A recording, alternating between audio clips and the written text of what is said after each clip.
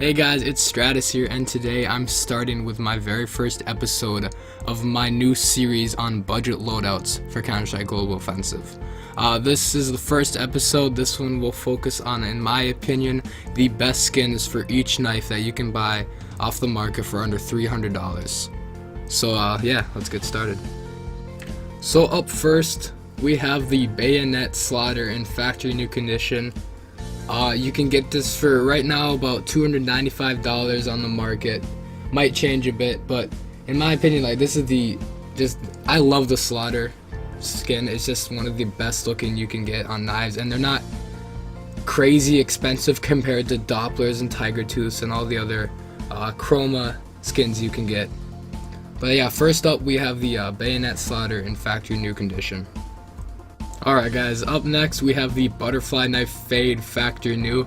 This is actually the knife I use.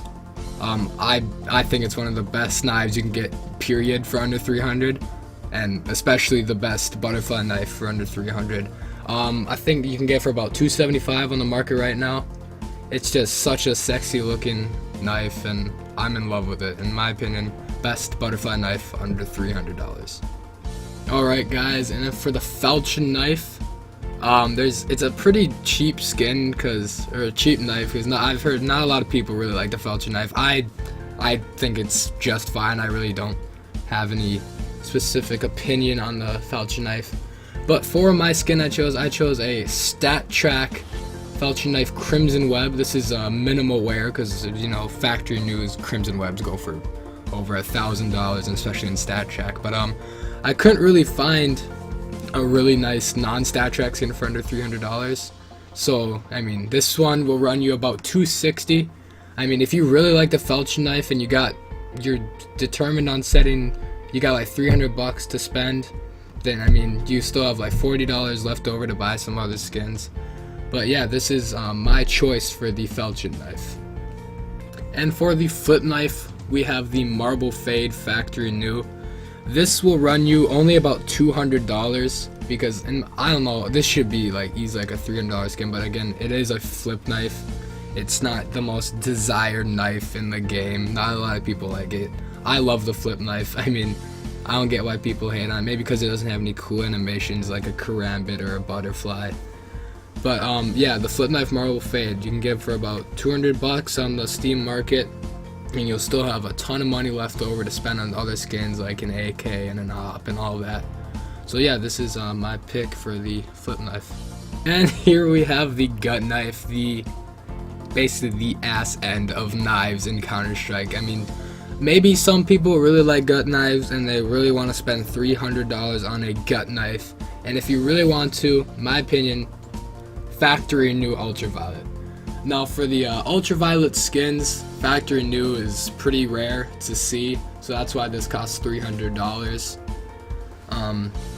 It's just, I mean, I don't know. I like the purple and the black look. Ultraviolets look nice, it's just the gut knife doesn't. But if you're really hard set on buying a gut knife, this one will run you about $300 on the market, give or take. So yeah, that's my pick for the gut knife. For the Huntsman knife, I chose a factory new case hardened. I personally don't love the case hardened skins, because most of the time they have almost no blue on them and they look pretty crap. But if you can find a decent one on the market, you can find them for anywhere from about $200 to $250, so you have some money left over to buy yourself some other weapon skins. But yeah, like I said, this will run you about $200. Hopefully you can find a nice amount of blue, because the Huntsman knife does have a nice big blade, so it'll look really cool if you get like a 50% or more blue on it. It could snipe off the market. But yeah, that's my choice for the Huntsman knife. And here we have the Karambit. In my opinion, the Ultraviolet is a really nice skin for the Karambit. I just love the look of the purple and the black, not like the gut knife. Ultraviolet, it's really easy to get scratched up, and you're not going to find this cheap for factory new. It'll probably run you over $1,000, because it's just so rare to get Ultraviolet's factory new. But you can find yourself probably a nice low float Ultraviolet on the market that doesn't have many scratches. I mean, this one's minimal wear. They start at about $270. I mean, correct. This is probably what I'd either this or the butterfly knife fade that I talked about earlier in this video.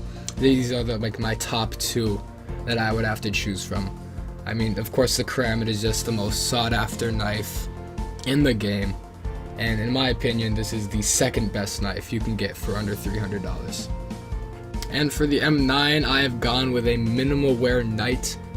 I know a lot of people, they don't really like skins like the Knight and the Ultraviolet because they're just too plain, they're not really colorful, but I really like just the sleekness of the Knight. And again, factory new, super rare, not even worth to buy unless you're a high value skin collector. But the minimal wear, it looks really nice. It'll run you about $215. So again, it's nowhere near the your $300 budget. So you still have over $80 to spend on other skins or save, buy a game even. But yeah, like I said, about $215 on the market. You can probably find a really nice low float that doesn't have as many scratches as this one right here. But yeah, that's my choice for the M9 Bayonet. And last but certainly not least, we have the Shadow Daggers Crimson Web minimal wear. This knife will run you about $220. They look really, really nice. I love the Shadow Daggers myself. I know some people don't. They call them the butt plugs and all that. I mean, people have their jokes and all, but $220. I know there's a lot of people that really like Shadow Daggers, and these will still have, you'll still have a ton of money to spend on other skins and stuff. So yeah, this is my final choice for the Shadow Daggers. Well, I hope you guys enjoyed my first video on my new Counter-Strike budget loadout series. Next episode will probably be about rifles like the AK, the AWP, M4, stuff like that. Let me know what you guys think in the comments below about this series, if I should continue it for a while and how to improve and all. But yeah, thanks guys, and I'll see you next time.